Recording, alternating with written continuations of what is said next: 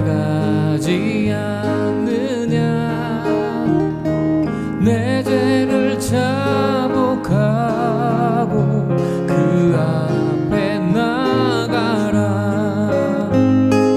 한 걸음씩 한 걸음씩 주께 나오라 주님께 아뢰이면 너 복을 받으리라 값없이 주는 은혜 너 거절 말아라 주께로 한 걸음씩 너 빨리 나가라 주께서 너를 맞아 내 죄를 사하라 한 걸음씩 주께 나오라 주님께 아뢰이면 너 복을 받으리라 값없이 주는 은혜 너 거절 말아라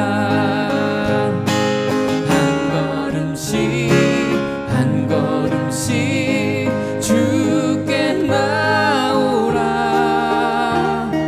주님께 아뢰이면 너 복을 받으리라 값없이 주는 은혜 너 거절 말아라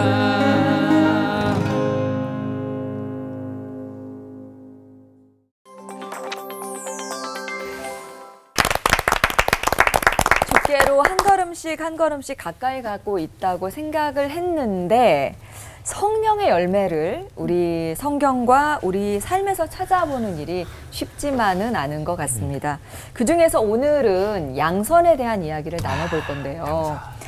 양선의 열매가 내 안에 얼마나 있나 이렇게 생각을 해보게 돼요. 어지양, 착한 선. 어지고 착한 거. 교회 오빠에서 양선 빼면 아무것도 없죠. 시체죠. 네. 시체죠. 네. 이렇게 좋아해요. 제 친구 양선이도 있어요. 그 선한 목자 곳에 주여 이거 찬양할 때는 선한 마음이 막 넘쳐나는데 딱 그때만인 것 같아요. 근데 또 너무 착하면은 손해보잖아요. 저는 그렇게 생각하거든요. 그래서 성경도 뱀처럼 좀 지혜로우라고 했는데 과연 하나님은 마냥 착하기만 한 거를 바라실까요? 사탄아 물러가라! 어찌 감히 선한 목사님도 앞에서 그런 말을 뱀처럼. 뱀이었어요 방금. 아니 근데 목사님들도 선하지 않을 때가 있으신가요? 이 위선의 열매를 보이실 때도 간혹 있으신가요? 저 질문 너무 세다. 진짜 궁금하다. 지금 질문한 거잖아요.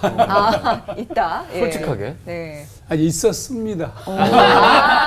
지금도 이렇게. 조금 있고요. 아, 솔직하시다. 예, 전 늘 준비가 돼 있어요. 주락이고만.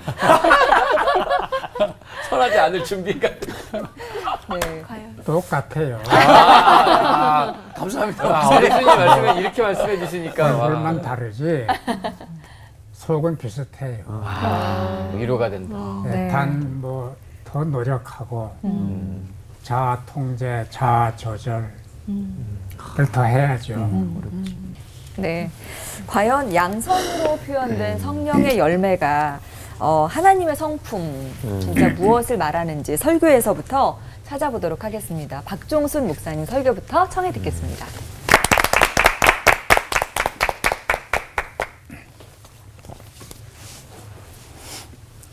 전도서 11장 1절 말씀입니다.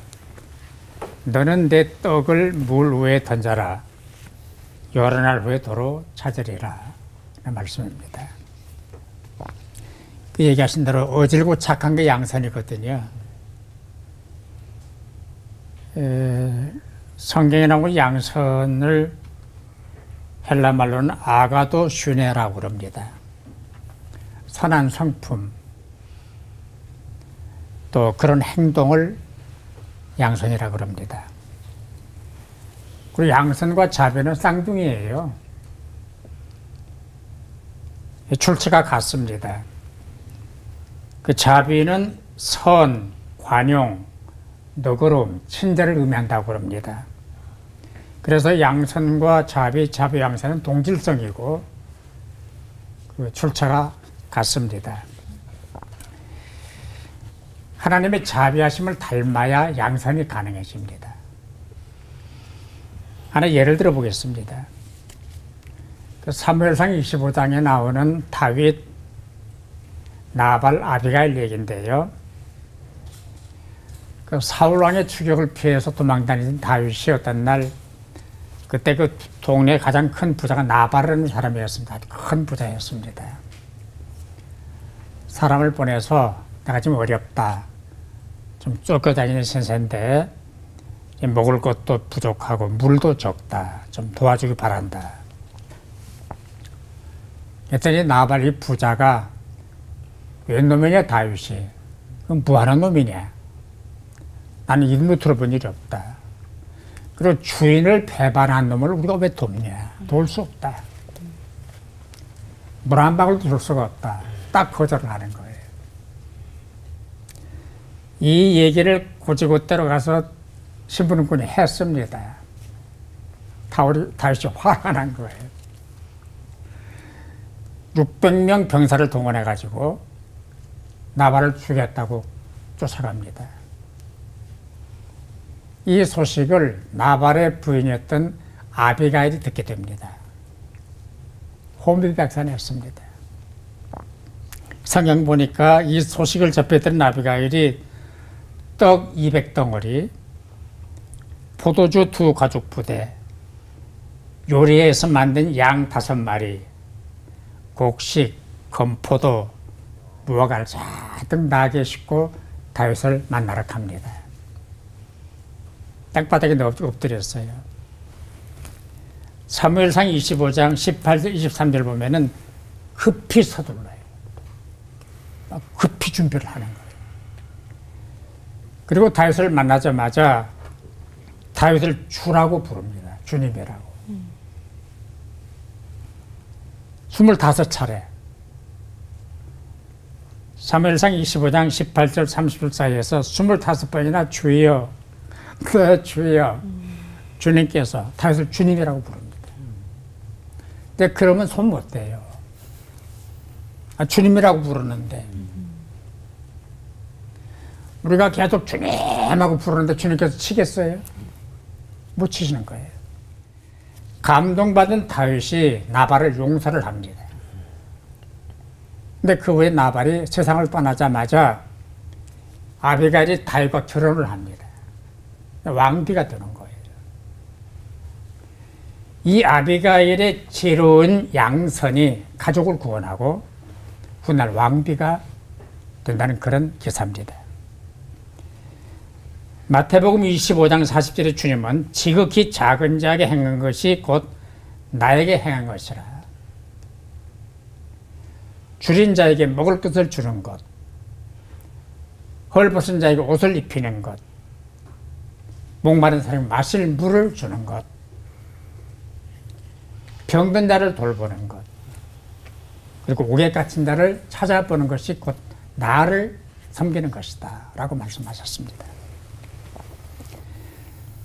솔로몬은 전도서 11장 1절에서 너는 내 떡을 물 위에 던져라 여러 날 후에 도로 찾으리라고 했습니다. 성경 주석학자 랑게는 남을 위해 선을 베풀고 쌓으면 이내 그것은 좋은 결과로 자기 자신에게로 돌아온다라고 해석을 했습니다. 양선이 좋은 거예요. 결혼을 짓는다면 양선은 하나님의 자비를 실천하는 것이다. 그리고 결과가 아름답다. 세상을 온통 아름답게 만든다. 더 중요한 결론은 너도 가서 이와 같이 하라 입니다. 양산은 해야 됩니다. 기도하십시다. 하나님 아버지, 저희들이 삭막한 세상을 살고 있습니다. 자비와 양선으로 예수 그리스도의 사랑을 증가하고 표현하는 삶을 살아가는 우리 모두가 되게 하여 주옵소서. 그래서 나 때문에, 내 양선 때문에 하나님 아버지의 영광이 드러나게 해 주옵시고 이 땅에 밝아지고 살만 나는 세상이 되게 하여 주옵소서. 교회도 그런 교회가 되게 해 주옵시고 앞장서게 하여 주옵소서. 예수님의 이름으로 기도하옵나이다. 아멘.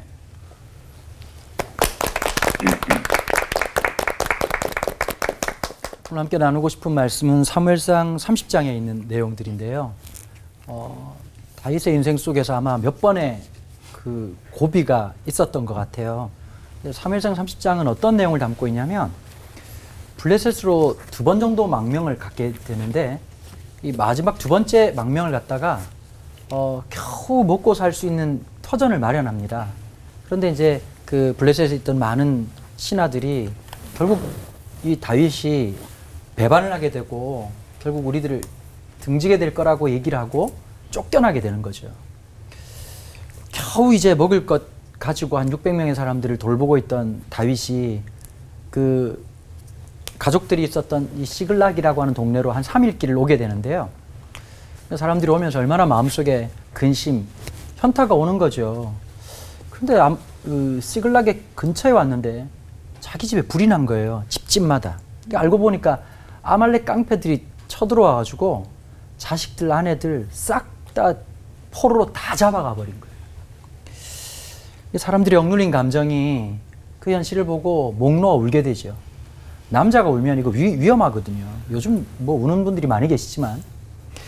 그러고는 다윗을 향해서 돌을 던져서 막 집어 던지려고 하는 겁니다. 다윗이 말리죠. 죽이는 건 언제든지 해야 된다. 그런데 하나만 물어보자. 너 아내, 너의 아이들 찾고 나를 죽여라. 얼마든지 난 죽어도 된다. 그리고 하나님 앞에 간절히 기도하죠. 다윗은 그 위기 속에서도 절망했지만 그러나 하나님을 향해서 간절히 부르짖죠. 그리고 하나님이 응답하십니다. 하나님, 제가 이 길을 가면 아말렉 사람들을 찾을 수 있겠습니까?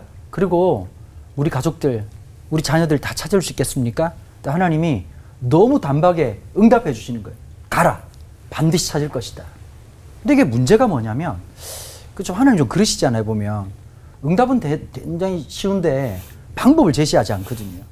뭐 개척하라고 얘기하지.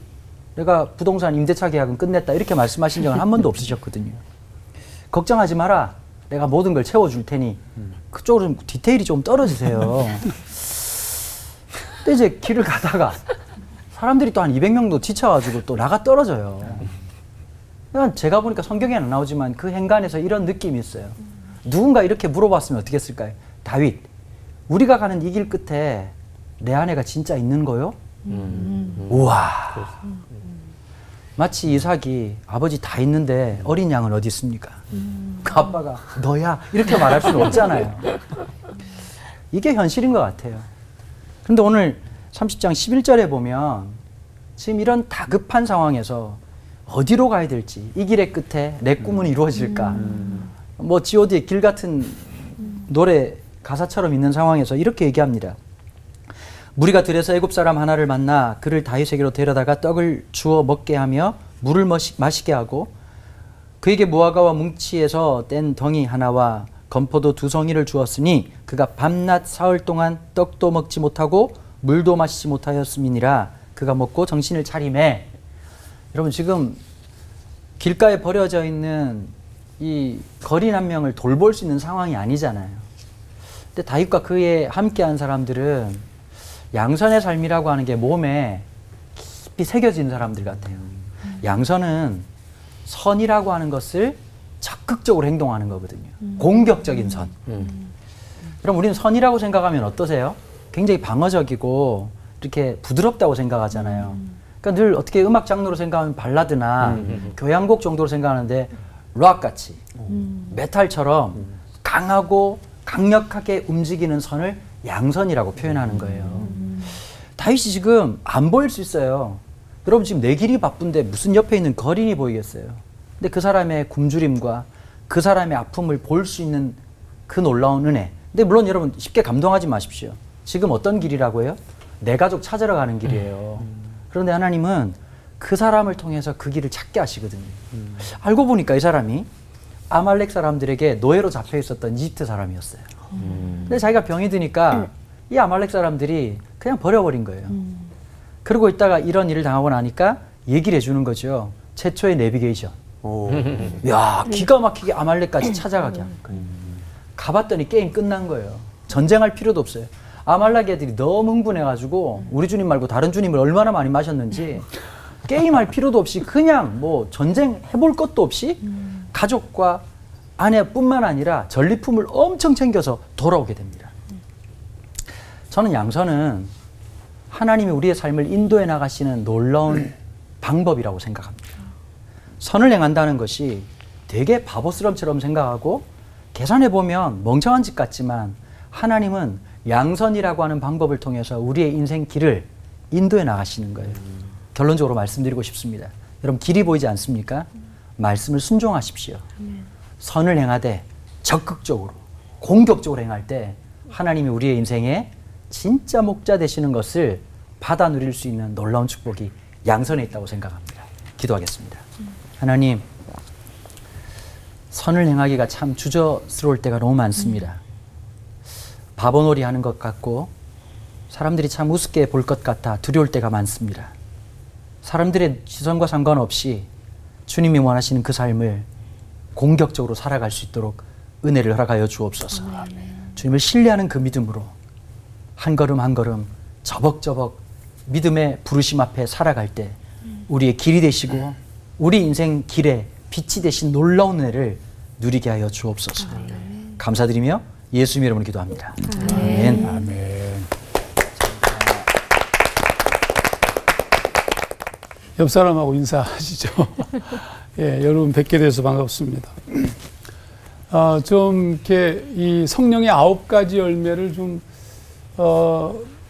기초부터 좀 생각해 보면 사실은 그 9가지 열매는 우리가 만들어내는 건 아닙니다. 그건 말 그대로 성령의 9가지 열매니까 성령의 열매인 거죠. 그러니까 자연스럽게 드러나는 현상이다. 그게 열매예요.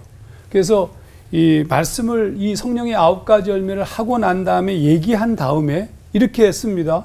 예, 갈라디아서 5장 22절부터 23절인데 끝자락에 이렇게 했습니다. 이 같은 것을 금지할 법이 없느니라. 그러니까 9가지 열매가 맺어지는데 이것은 금지하고 뭐 내가 노력하고 이런 부분이 아니라 그냥 흘러나오는 거예요.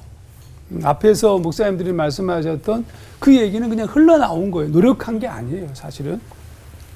자, 막을 수 없다. 이 말은 자연스럽다는 뜻입니다. 그러면 우리는 자연스럽지가 않죠. 그래서 선하려고 양선을 막 노력하잖아요. 왜냐하면 자연스러운 것이 아니라서 그래요. 그럼 왜 자연스럽지 않은가? 그것은 우리가 욕망하기 때문에 그렇습니다. 이 갈라디아서 5장이 성령과 육체에 대한 얘기를 쭉 쓰는데 5장 17절에 그런 이유를 육체의 소욕이라고 씁니다. 그래서 19절부터 21절까지 보면 육체의 일은 분명하니 곧 음행과 더러운 것과 이게 쭉 나열합니다. 이게 뭐냐면 성령의 9가지 열매와 반대되는 육체의 15가지 일들입니다. 육체의 일은 열매라기보다는 현상이죠. 뭐의 열매냐면 죄의 열매가 육체의 일입니다.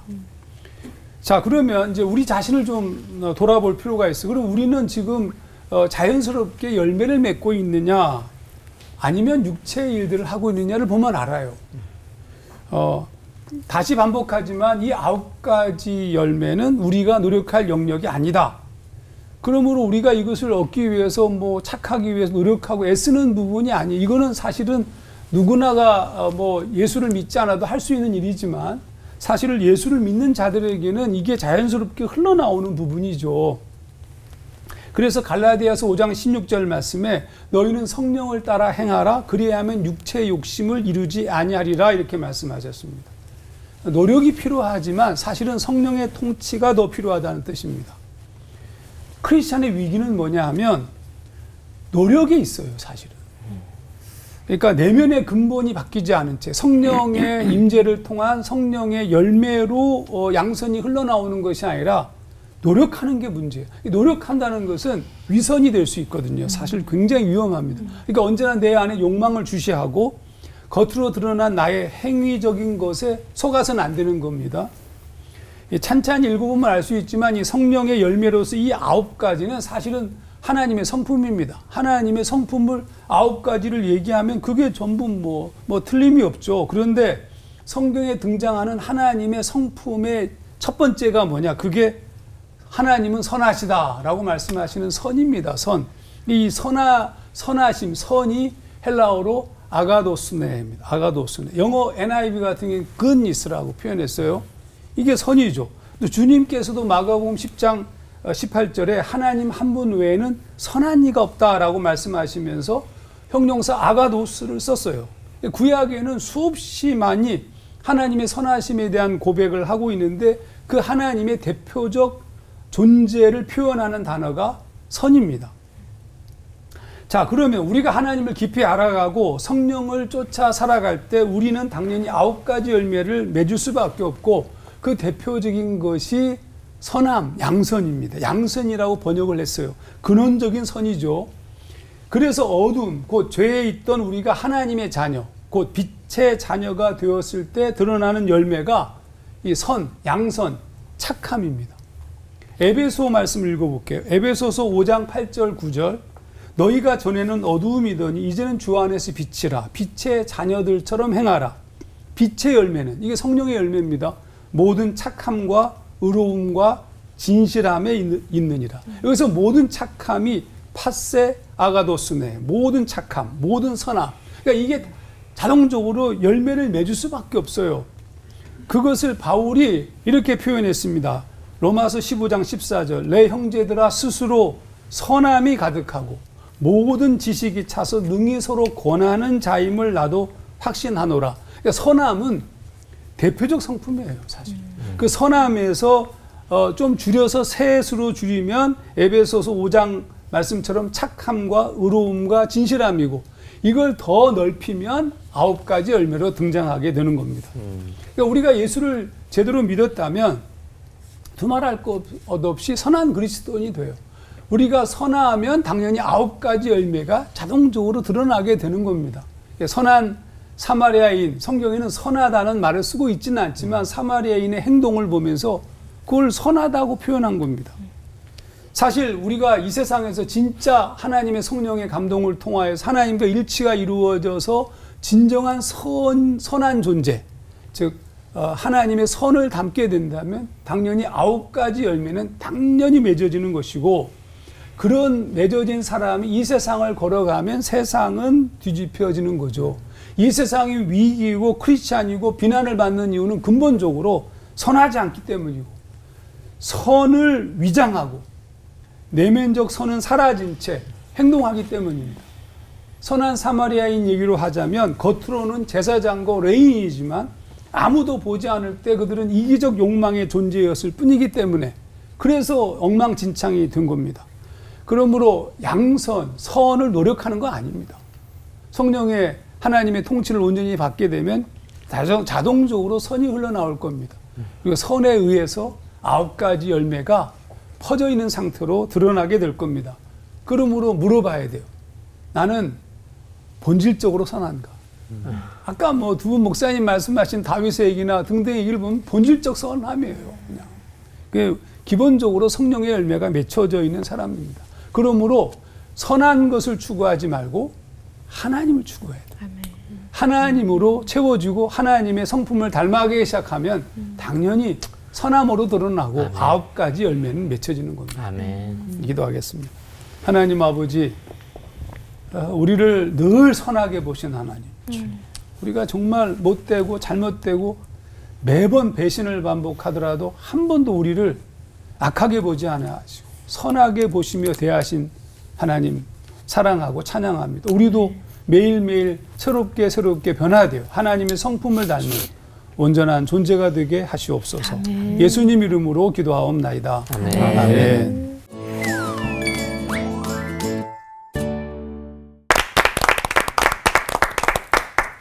선한 사마리아인을 비롯해서 성경에는 양선의 사람들이 참 많은데 왜 우리 사는 이 주변에서는 찾아보기가 어려운 걸까 하는 생각이 들면서 혹시 우리가 양선의 그 의미를 좀 잘못 알고 있어서 그런가 이런 생각도 좀 해보게 돼요. 이참에 제대로 한번 점을 딱 찍고 가는 게 좋지 않을까 싶어요. 사실 자비, 양선, 착함 다 같은 뜻 아니에요, 목사님?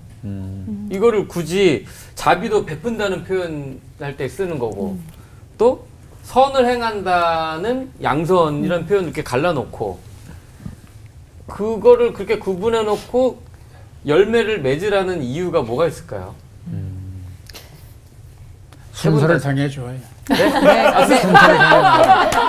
목사님부터. 박 목사님부터 말씀하셨으니까. 네.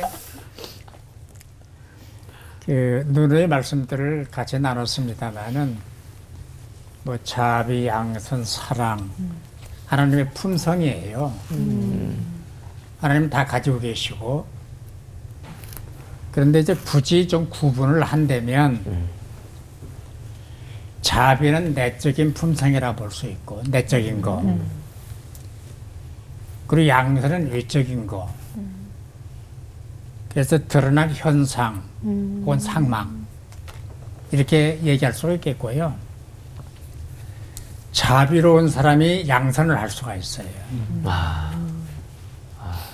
물론 자비가 없는 무자비한 사람도 양선을 할 수는 있어요. 그런데 그거는 위장이고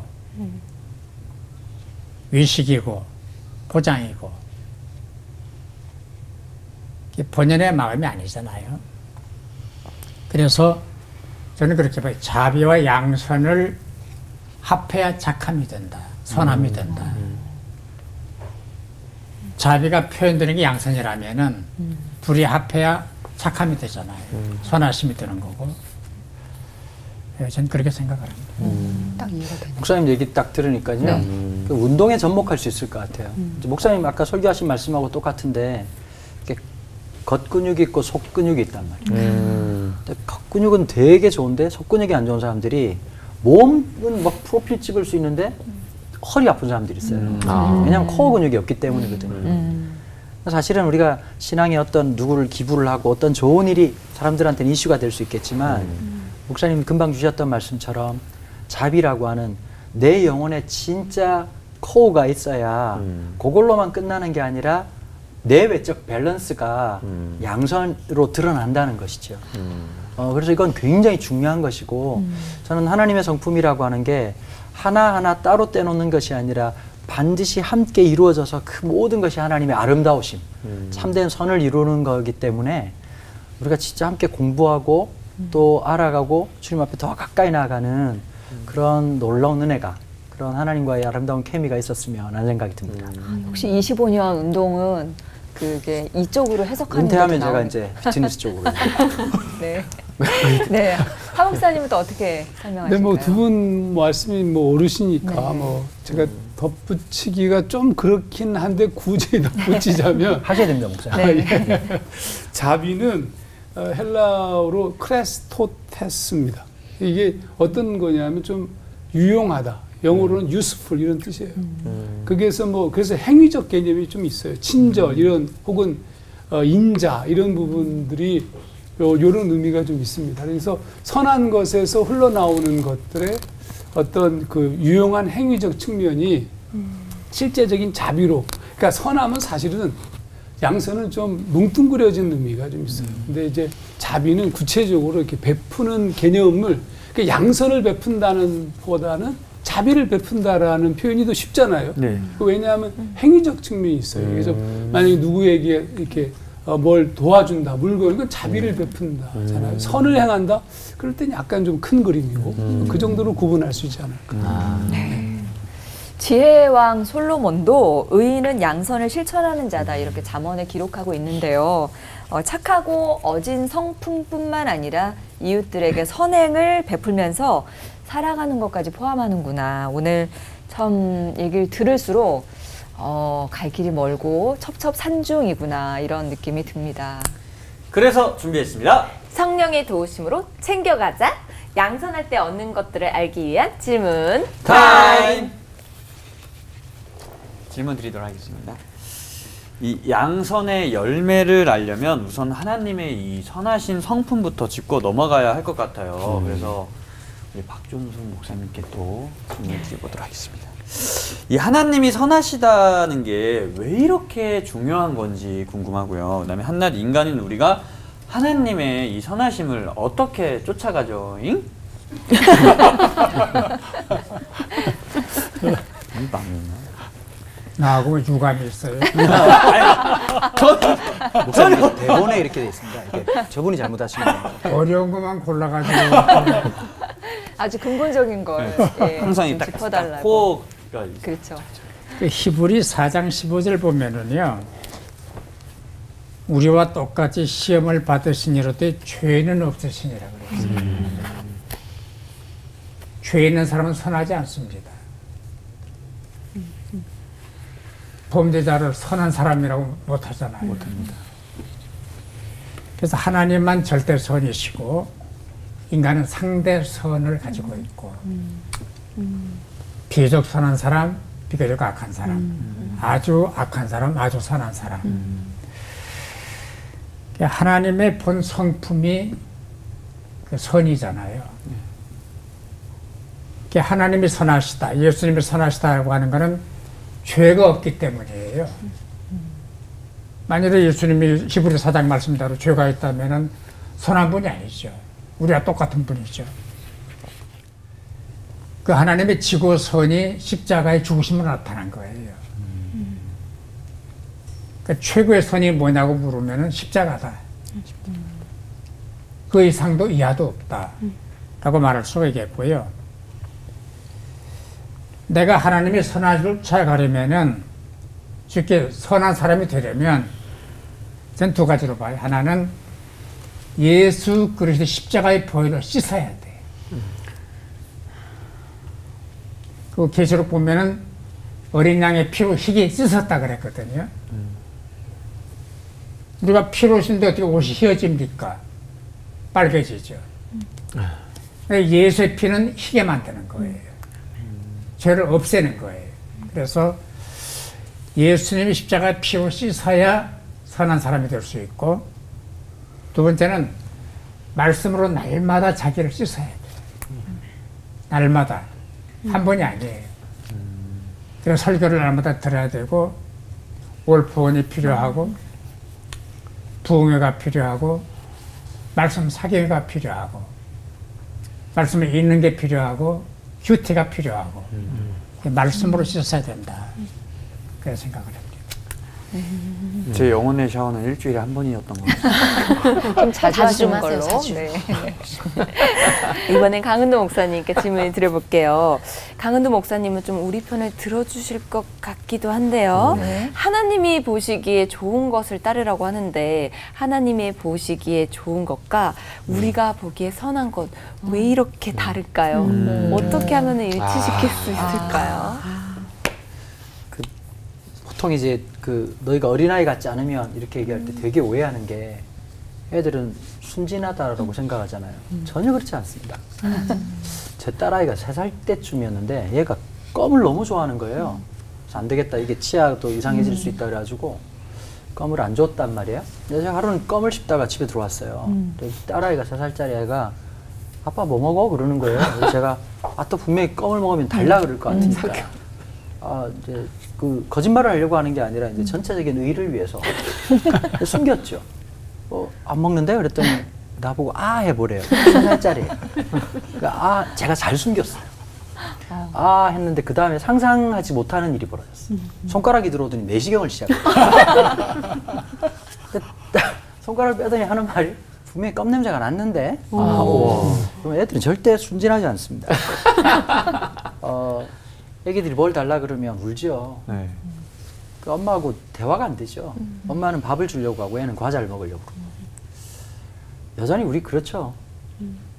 나이가 들고 어른이 됐다고 얘기하고 어떤 공동체의 리더가 됐지만 여전히 어린아이죠. 왜냐하면 한 번도 오늘이라는 순간을 살아본 적이 없잖아요. 매번 모르는데 인생의 길 대신 주님이 인도하시는 건데 그러니 당연히 갈등이 생기지 않을까요? 10대 아이하고 아빠하고 사이가 좋다는 건 굉장히 멋있는 말 같지만 말도 안 되는 얘기예요. 당연하죠. 애는 하기 싫은 거고 아빠는 하라고 얘기하는 거고. 그러니까 어쩌면 우리가 이 땅을 살아가면서 하나님과의 긴장관계, 갈등은 당연한 거라고 생각해요. 그런데 아까 우리 목사님 주신 말씀처럼 우리가 우리 자기가 세질 것인지 말씀의 통치를 통해서 그 말씀의 통치와 다스림을 경험할 것인지 이건 우리의 삶의 진짜 중요한 부분 같거든요. 그러니까 이제 성질대로 사시든지 성령으로 살아가시든지 성질 아니고 성령대로 명심. 다음 주가 우리 그 세대 간에 하잖아요. 네. 야, 기대가 되네. 네. 네. 한 분 한 분이 말씀 드리다가 막 제 이야기 같아. 막 찔리죠. 막 찍혀요. 너무 막 일단 샤워부터 샤워부터. 하세요. 근데 이 질문도 너무 이거 저 진짜 공감 가는 질문이거든요. 네. 그래서 하정환 목사님께 하나님 자녀니까 하나님 닮자. 여기까지는 다 오케이 되는데 제일 안 되는 게 이놈의 이 치열한 경쟁 속에서 이 먹고 살기도 어려운 이 사회에서 세상에서 양선 챙기다가 손해보고 당하면 어떡하나. 또 그리고 그래서 숨은 발톱 한두 개 정도 살짝 여기다가 좀 넣어놓고 좀 살아가면 안 되는지. 하정환 목사님은 또 요즘 세태에 밝으시니까 지혜로운 답변. 제가 아까 설교 때 얘기한 것처럼 양선이라는 것은 신앙이 깊어지면 드러나는 존재론적인 거예요. 좀 어려운 얘기지만 열매죠. 자연스러운 현상. 근데 아까 질문한 것처럼 양선은 손해를 봅니다. 억울한 일도 당합니다. 그렇죠. 착한 일 하는데 안 억울하 하면 세상이 너무 아름다운 거예요. 천국은 착한 일을 해도 괜찮은데 이 세상은 아니거든요. 맞아요. 그러면 뭐 근데 크리스찬이니까 어차피 크리스찬 돼버렸잖아요. 억울하게 실이. 샤워도 해야 되고 그리고 최선을 다해서 살아야 돼요. 어쩔 수 없어요. 그거는. 그런데 그러니까 더 주님을 더 깊이 알고 수련하는 삶을 놓치지 않고 살아가야 되는 거죠. 바울이 무슨 말을 했냐면 악에게 지지 말고 선으로 악을 이기라. 로마서 12장 21절. 이게 무슨 얘기냐면 이거 기가 막힌 얘기예요. 사실은. 우리가 존재론적으로 그렇게 돼버리는 거예요. 그러면 이 말씀의 뜻이 무엇일까? 좀 제가 좀 길어지긴 했지만 이 로마서 12장 21절 말씀을 읽었는데 12장 21절 앞에 17절에서부터 20절까지 말씀 보면 이렇게 써 있어요. 아무에게도 악을 악으로 갚지 말고 모든 사람 앞에서 선한 일을 도모하라. 이게 선으로 악을 이긴다는 뜻입니다. 그러면서 쭉 설명하시다가 마지막에 굉장히 재미난 표현을 쓰는데 20절에 내 원수가 줄이거든 먹이고 목마르거든 마시게 하라. 그리함으로 네가 숯불을 그 머리에 쌓아놓으리라. 이렇게 썼어요. 우리가 여기서 굉장히 재미있는 표현이 선을 가진 자가 행동하는 것이 뭐냐 하면 그게 선한 일이에요. 그래서 모든 사람 앞에서 선한 일을 도모하라 얘기했지만 여기서 선한 일은 아까 우리가 얘기했던 아가도스가 아닙니다. 이건 좀 다른 단어를 썼어요. 무슨 단어를 썼냐면 칼로스라는 단어를 썼어요. 칼로스. 칼로스는 뭐냐면 아름답다는 뜻입니다. 아름답다. 그러니까 아름다운 행위예요. 내가 선한 것에서 흘러나오는 일이 아름다운 행위가 멋있잖아요. 자기에게 뭐 이렇게 원수가 줄이고 목마르고 뭐 등등 하는데 먹이고 마시는 거 마시게 하는 거 아름답잖아요. 근데 그것이 어떤 것과 같은 거냐면 머리에 숯불을 쌓는 거라는 거예요. 그럼 이 숯불을 쌓는다는 것이 얼마나 뜨겁겠어요. 그런 뜻이 아니고 그 당시 예전에 지금부터 2000년 전이라면 불은 엄청나게 귀한 시절이었습니다. 그러니까 불을 준다는 뜻이거든요.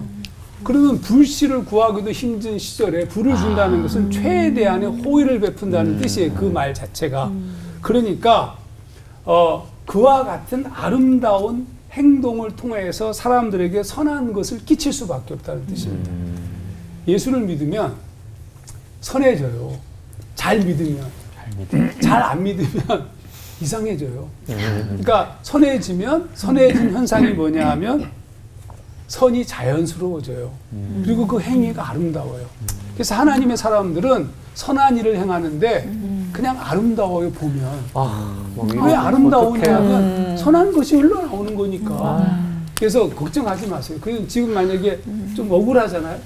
괜찮아요. 제가 그래 제가. 아 그래요? 네. 그래요? 막 너무 위로가 되고 목사 말씀. 아니 이쪽에다 이게 네. 샤워하세요. 샤워해야겠어요. 샤워해야 그러니까 말씀으로 샤워하세요. 좀 힘들면 힘든 거 하나님께 이렇게 기도하세요. 하나님 제가 용서 못하겠습니다. 저 도와주십시오. 이렇게 기도하시고 용서하지 마세요. 그러니까 하나님. 용서할 수 있는 존재가 되기를 추구하시라고. 그것 때문에 막 괴로워하고 막 물론 괴로워해야죠. 근데 어느 날 그런 존재가 될 겁니다. 네. 착하면 사실 세상 사는데 손해보고 또 뭔가 좀 바보 같은 느낌이 들어서 이렇게 독해지게 되는 것 같은데 목사님 이야기를 들으니까 정말 그 양선의 열매를 사모하게 되는 그런 마음이 생기는 것 같아요. 그러면서 드는 생각이 이 악한 시대가 이렇게 계속되는 건 우리 소금 역할을 해야 될 진정한 크리스찬들이 줄어들고 있는 거 아닌가라는 생각도 좀 들게 됩니다. 네. 그 목사님들께 이런 예화를 들으면 저희들의 그 양선 지수가 쭉쭉 올라갈 것 같아요. 네. 그 목사님들께서 그 선한 일을 하셨는데 선한 일을 해서 손해를 보셨는데 하나님께서 갚아주셨던 예나 또 대가를 바라지 않고 선을 행했더니 하나님께서 부어주셨던 은혜 이런 예들을 좀 저희들에게 얘기해 주시면 저희가 좀 힘이 날 것 같습니다. 순서를 정해 주시면. 네, 먼저 하시죠. 예. 말씀하세요. 말씀하세요. 그 결혼할 때 믿음만 있었어요. 사랑이랑 믿음은 하나님이 많이 주셨어요. 돈을 안 주셨거든요. 저희 아버님이 이제 세간을 낳아야 되는데 진짜 아무것도 없는 거예요. 근데 아버지가 새벽기도 갔다 오시더니 야 하나님 역사하셨다. 오다가 이제 프랭카드를 봤는데 95% 대출이 되는 놀라운 은혜가 있다. 원룸에서 그 신혼생활을 시작했어요. 근데 원하지 않게 원룸을 산 거죠. 95% 대출을 받아서. 아이고. 한 2년 있다가 이제 부산을 떠나고 경기도로 올라오게 됐어요.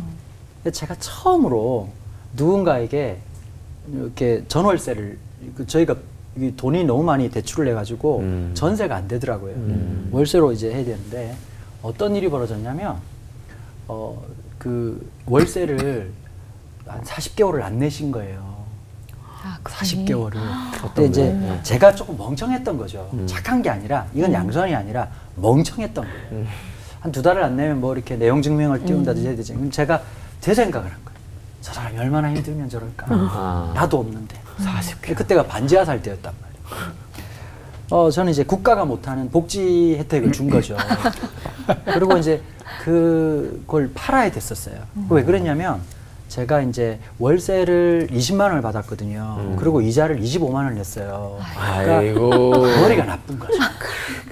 그리고 이제 40개월을 냈었더니 인생이 너무 힘든 거예요. 그러니까 인생이 너무 힘들어가지고 이제 기도를 했죠. 여러분 기도가 언제 되는지 아십니까? 이렇게 빚이 많으면 기도가 돼요.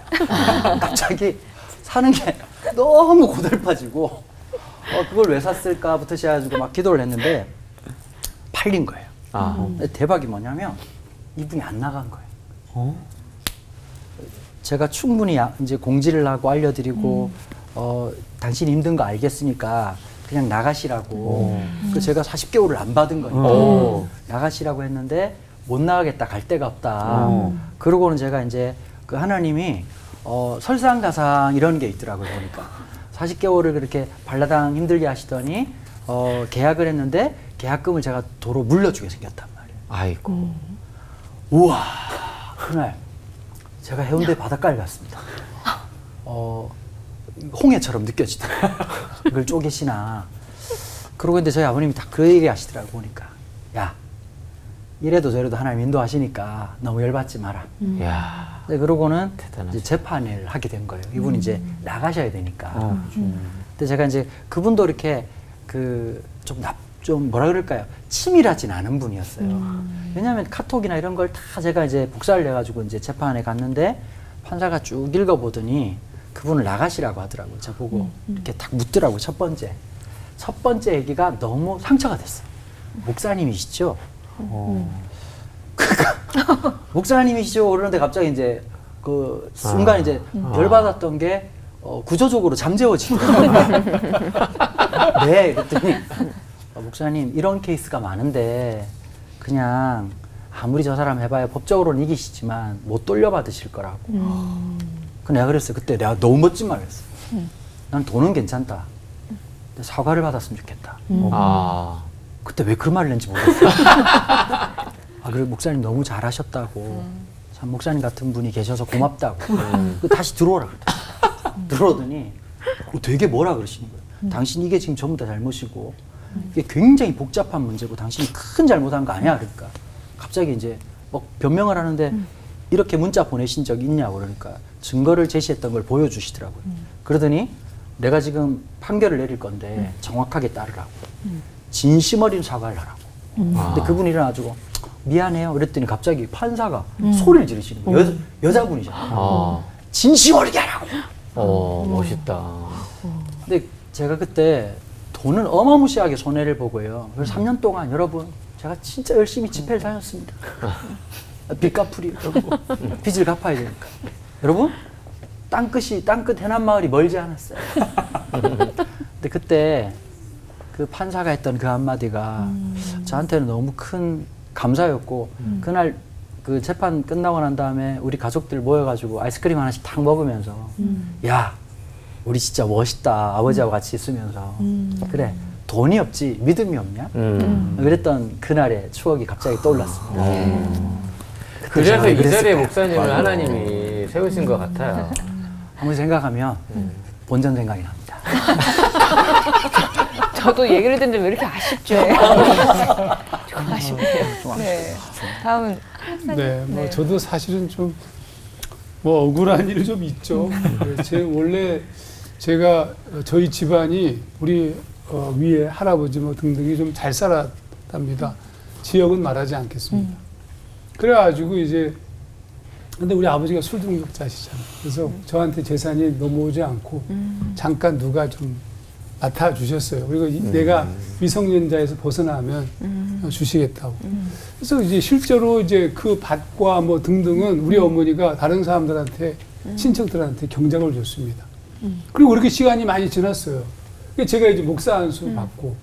근데 전혀 그게 우리한테 돌아올 기미가 안 보이면서 그냥 흘러가고 있었는데 우리 어머님이 자궁암으로 고생하게 되니까 뭐 돈이 없잖아요. 그래서 가서 제가 찾아가가지고 그걸 좀 우리가 좀 이렇게 했으면 좋겠다라고 얘기했더니 절대로 안 된다.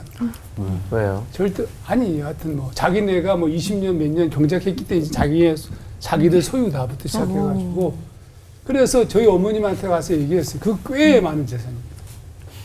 여러 군데 한 사람이 아니고 우리 어머님이 저는 목사고 우리 어머님 권사님이시고 그냥 그러면 우리가 그냥 그래서 그냥 우리가 그냥 포기했어요. 사실은 그거를. 멋있다. 지금은 너무 좀 사실 조금 저도 좀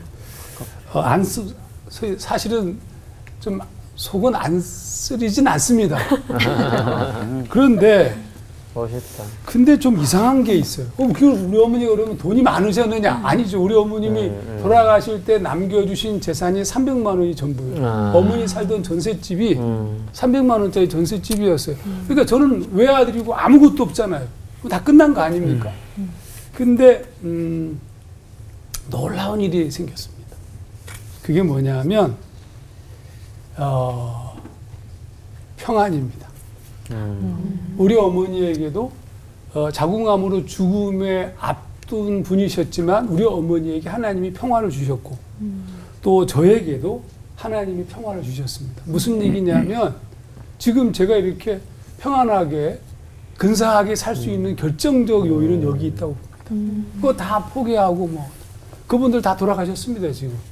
근데 이제 저한테 돌아올 방법이 전혀 없는 상태이지만 근데 이상하게 평안한 거죠.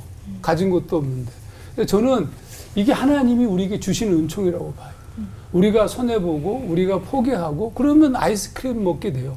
그럼 맛있습니다. 진짜 맛있어. 달죠. 그게 하나님이 주시는 평화입니다. 우리가 보기에 좋은 것과 하나님이 보시기에 좋은 것이 선한 것이 다른 상태에서 출발하지만 우리의 내면이 더 깊어질수록 그게 같아질 수 있겠구나 이런 희망을 좀 품어보게 됩니다. 양선이라는 게 결코 무능력이 아니라 굉장히 적극적인 행동이구나라는 거 오늘 깨닫게 되는데요. 오늘 받은 은혜 한마디씩 정리하면서 마치겠습니다. 성령의 열매 양선은 나에게 우리에게 한마디로 네모다. 박종수 목사님. 저부터 할까요? 네. 풍성한 삶의 통로다. 통로다. 양선은 나에게 역설이다.